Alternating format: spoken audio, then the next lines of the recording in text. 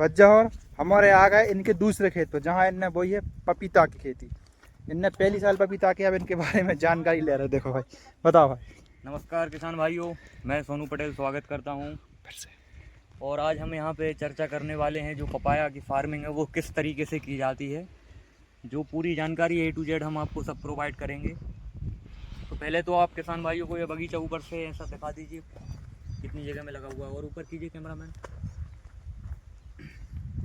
ये 1 एकड़ का प्लॉट है हमारा, जिसमें जो वैरायटी है वो ताइवान रेड लेडी 786 F1 की जो वैरायटी है वो लगाई हुई है हमने। और सबसे पहले हम बात करते हैं खेत की तैयारी किस प्रकार की है। जो खेत की तैयारी है आप देख सकते हैं, नीचे मिट्टी है, काली रेतीली मिट्टी है। और जो डिस्टेंस हमने लेके रखा हुआ है ये है अपना 10 बाई 5 का डिस्टेंस है। 10 बाई 5 का इसलिए डिस्टेंस लेके रखा है, जो बीच में जगह डली हुई है इसमें हमने इंटर क्रॉपिंग की हुई थी। तो जो इसकी लगाने की डेट है, फरवरी से लेके आप 10 अप्रैल के पहले आप इसका जो प्लांटेशन है वो आप कर सकते हैं। क्योंकि इस समय में आप प्लांटेशन करेंगे तभी आपको ठंड के सीज़न में आपको फ्रूटिंग मिलेगी। और जो अच्छा उसका भाव रहता है वो भी आपको ठंडी के सीज़न में आपको भाव देखने को मिलता है। और भाव की जैसे अपन बात करें तो आपको 30 रुपये 40 रुपये एवरेज, अगर ठंडी के सीज़न का एवरेज मिला के चलें अगर अपन, तो 25 रुपये kg आपको फिर भी मिलेगा। तो अब खेत की तैयारी से आप बात करते हैं, ज़रा आप यहाँ पर दिखाइए। ये देखिए, आप देख सकते हैं यहाँ से ये प्लाऊ की घाल लगवाई थी अपन ने, इस साइड से उस साइड मट्टी चढ़वाई, उस साइड से इस साइड, यानी कि जो बेड है अपना ये 2.5 से 3 फुट का अपना बेड हो गया है। और उसके बाद ये आप देखिए, ये 16 mm की ड्रिप डाली हुई थी हमने। इससे क्या होता है, ये टपक सिंचाई की सुविधा है, कम पानी में अच्छी सिंचाई की सुविधा। 2 घंटे चलाओ आप इसमें, 2 घंटे में ये पूरा अपना 2.5 से 3 फीट बेड अपना गीला हो जाता है। और नीचे कम से कम 30 से 40 सेंटीमीटर पानी पहुंच जाता है।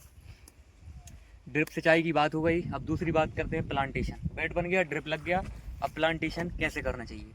प्लांटेशन करने के पहले सबसे पहले तो अपन को गड्ढे खोद के रखने हैं, लगभग इतने, यानी कि 15 या 14 सेंटीमीटर के जो गड्ढे होते हैं, इस प्रकार किए अपन ने। और 2 दिन अपन को गड्ढों को खाली छोड़ना है ताकि जो धूप है उसमें अच्छी तरीके से लग सके।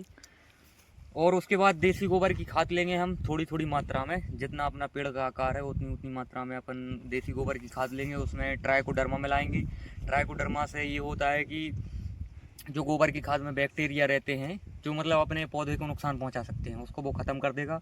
ट्राइकोडर्मा मिला के, गोबर की खाद मिला के आप गड्ढे में थोड़ा डालिए उसको, और फिर उसके बाद प्लांटेशन कीजिए। प्लांटेशन जो पौधा रहता है अपना पपीते का, वो होना चाहिए लगभग 2 महीने का। 2 महीने से कम का मत लीजिए। अगर 2 महीने से कम का लेंगे तो वो खेत में ग्रोथ अच्छे तरीके से नहीं करेगा। कम से कम 2 महीने लीजिए। अब प्लांट लगा दिया अपन ने। प्लांट लगाने के बाद आती है पानी की बारी। पानी अपन को कैसे चलाना है, रेगुलर चलाना है या दिन छोड़ के चलाना है। तो इस पर सबसे अच्छा बात ये है कि अगर आप ड्रिप तरीके से मतलब ड्रिप इरिगेशन कर रहे हो और प्लांटेशन लगाए हुए हैं आपने, तो आप इसमें 2 दिन छोड़ के पानी दीजिए। 2 दिन में ये होगा कि गर्मी का सीज़न रहेगा, जो नीचे आप यहाँ पर दिखाइए, ये तना देखिए आप, ये जो तना रहता है, ये 2-2 दिन आप छोड़ के पानी चलाएंगे तो ये तना जो है ये अच्छी तरीके से मोटा हो जाएगा। अब ये अपन को मोटा क्यों रखना है कि भाई देखिए, ये जो पेड़ है इसकी जो क्षमता है ये है अपनी 1 से 1.5 कुंटल तक की, ये जो क्षमता है ये पेड़ ले जाता है। आप यहाँ पर देखिए ये किस तरीके से यहीं से फ्रूट आना चालू हो गए हैं। और ऊपर देखिए ये फ्लावर सेट हो रहे हैं, यहाँ पे फ्रूट आ गया, फल लगते जाएंगे, ऊपर फ्लावरिंग चलती जाएगी। ऐसी ये इसकी जो प्रक्रिया है ये रेगुलर चलती जाएगी। अब ये तो हो गई अपनी भाई पानी देने की बात। अब पानी देने के बाद आता है भाई अपना गर्मी का सीज़न हो गया। पानी देते देते अभी आपको खाद को नहीं जलाना है, बस आपको सिर्फ ये ध्यान रखना है कि इसमें एफिड, थ्रिप्स की जैसी बीमारियां आती हैं, बस उनसे आपको सावधान रहना है।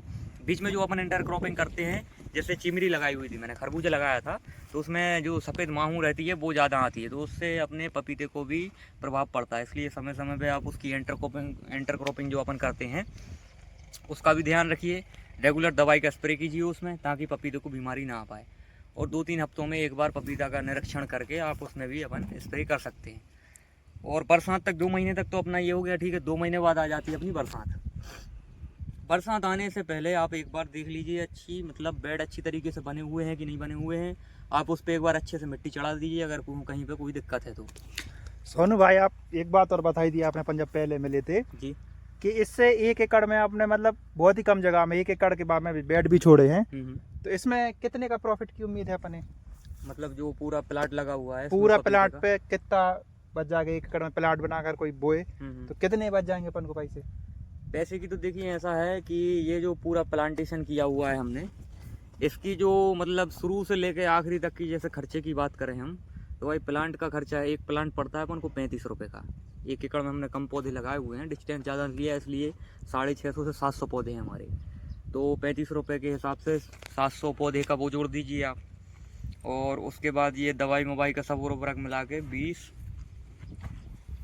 40 हज़ार रुपये की लागत में एक पेड़ से आपको लगभग कम से कम बता रहा हूँ मैं आपको, लगभग 80 किलो से 90 किलो के बीच में मिल जाएगा। और अधिकतर जो इसमें फल लगते हैं वो कम से कम 1.5 कुंटल क्रॉस कर जाता है। अगर अच्छी तरीके से पौधा बन पाया तो 1.5 कुंटल क्रॉस कर जाएगा। प्रॉफिट की बात की जाए तो प्रॉफिट 1 एकड़ में कम से कम मान के चलिए आप, प्रॉफिट बता रहा हूँ मैं आपको, कम से कम 6 से 7 लाख रुपए आपको प्रॉफिट हो जाएगा, अगर बगीचा अच्छी तरीके से चला, बीमारी से बचाव रहा, सब चीज़ों का अगर ध्यान रखते हुए अगर आप करेंगे तो भाई देखा आप लोगों ने, मतलब भाई ये है चीज़ सही कि जो अगर किसानी करना चाह रहा हो ना तो बे करें ऐसी किसानी। इसमें भाई बीच में आप कुछ भी बो सकते हैं, आलू बोलो, लहसुन बोलो, और भी फसलें हैं कर लो, नीचे वाली जो नीचे रहे धरती के नीचे वो वाली फसलें। सो ये अच्छी भाई, डबल कमाई, एक खेत डबल कमाई, और भाई इसके प्रॉफिट भी अच्छी और चीज़ भी अच्छी है। और जब कम बोगे, अच्छा जो लकड़ी है आप जो बताए थे, जो पेड़ है, पेड़ जो जब खेत साफ कर विकलाना है, इसमें क्या कर रही है, खेत कैसे साफ हुई है? जो मतलब ये जो घास फूस उगाती है, जो नहीं, जब जो पेड़ जब अपन जब 1 साल हो जाए अपनी, जब मटाल लगे हैं पंजा चीज, तो जो खेत कैसे साफ कर रहे हैं, इसको लकड़ी को क्या कर रहे हैं, फेंके क्या कर रहे हैं? हाँ ये देखिए आप, जैसा रहता है ये पेड़ रहता है, ये बड़ा हो जाएगा। भाई ये पपीता का जो पेड़ रहता है, इसमें काफ़ी तरह के जो बोरान की मात्रा, कैल्शियम की मात्रा काफ़ी अच्छी तरीके से इसका खाद बन सकता है। तो आप एक काम कीजिए, इसको यहाँ से नीचे से काटेंगे आप, नीचे से काटने के बाद इसके 2-2 3-3 गड्ढे करके आप यहाँ खेत में डाल दीजिए, और उसके बाद आप रोटावेटर चलवा देंगे। तो ये 1-2 बार रोटावेटर चलवाएंगे, ये सब मिट्टी में मिल जाएगा, बरसात का पानी लगेगा, खाद बन के तैयार हो जाएगा। ठीक है, अब ये तो हो गई अपनी ये बात। और सबसे अहम बात, इसमें जो बीमारियाँ आती हैं, बीमारियाँ आप देख सकते हैं यहाँ पे, ये पौधा देखिए आप, देखिए इसमें ये बीमारी आई थी। 140 दिन का ये पेड़ हो गया है, देखिए किस तरीके से इसका अटैक हुआ है। देखिए रेड माइट का अटैक है ये, रेगुलर 1.5 महीने की बारिश हुई थी, इसकी वजह से ये अटैक देखने को मिला है हमें। लेकिन अभी फिर भी 20% पेड़ गड़बड़ हैं, लेकिन 80% सही। यहाँ पे देख सकते हैं फ्रूटिंग, यहाँ से फ्रूटिंग चालू हो गई है, फ्रूटिंग लगती जाएगी, फ्लावर ऐसा आता जाएगा, बढ़ता जाएगा। और सबसे अहम बात भाई, इसमें जो कचरा होता है भाई, निंदाई गुड़ाई अगर आप करेंगे तो भाई तभी आपका कछुआरा जो है वो अच्छा सफलतापूर्वक हो पाएगा। अगर निंदाई गुड़ाई नहीं करेंगे तो एक से एक बीमारियां आएंगी। आप बीमारियां पहचानने में आप कहीं गलती करेंगे, कुछ स्प्रे करेंगे, इससे बीमारी और बढ़ती जाएगी।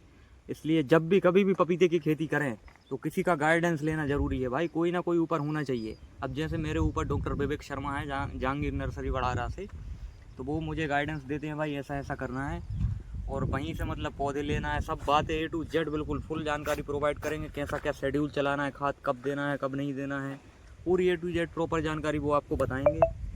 और बाकी आप देख सकते हैं काफ़ी अच्छी तरीके से फ्रूटिंग आई है, और 140 दिन का ये बगीचा हो गया हमारा। और बीमारी भी अभी कंट्रोल में है, जो रेड माइट का अटैक था वो भी कंट्रोल में है। इसके बाद जो भी अगली जानकारी यहाँ पे बगीचे में आएगी, वो दुबे जी हैं हमारे, ये आपको बताते रहेंगे, बिल्कुल मिस्टर यस दुबे दुहास से, ये आपको बताते रहेंगे। भाई चैनल का नाम है मिस्टर बेफिक्रा। भाई ये देखो भाई, इसने चीज़ बताई कोई इन्फॉर्मेशन टाइप की, समझ रहे, ब्लॉग है, इन्फॉर्मेशन है। हाँ, हालांकि ब्लॉग बहुत बड़ा होगा हुआ है, इसमें डाले हम 2 पार्ट में यूट्यूब में। तो भाई ठीक है, चले यहीं पर करते हैं अपने ब्लॉग को बंद। Ram Ram, like share subscribe, Ram Ram.